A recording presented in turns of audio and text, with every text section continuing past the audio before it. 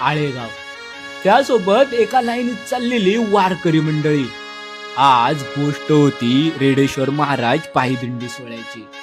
कुठेतरी आज पायदिंडी सोहळ्याचं प्रस्थान होणार होतं, त्याच्यामुळे प्रत्येकाच्या हातातले टाळ कुठेतरी वाजत होते, त्यासोबत टाळ्या सुद्धा वाजत होत्या आणि आपण ही सगळी दृश्य कैद करत होतो.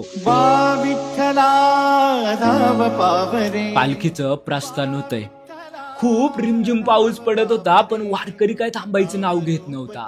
हातातले टाळ असू द्या किंवा टाळ्या असू द्या, वाजवून कुठेतरी पालखीचं प्रस्थान केलं जातं. हातातले भगवे झेंडे, त्यासोबत वारकऱ्याचं देवाबद्दल असलेलं प्रेम उभे उभे ह्या वारीमध्ये कुठेतरी दिसत होतं. औक्षण केलं जातं, त्यासोबत दिंडी प्रस्थान सुरू होतं. महाराजांचं दर्शन घेतलं जातं. प्रत्येक वारकरी हातात छत्री पकडून गाळ तुडवत भर पावसामध्ये कुठेतरी पंढरपूरच्या दिशेला निघतोय. उजाडतोय दुसरा दिवस. लेझिम पथक, त्यासोबत भगवे झेंडे आणि आळेगाव.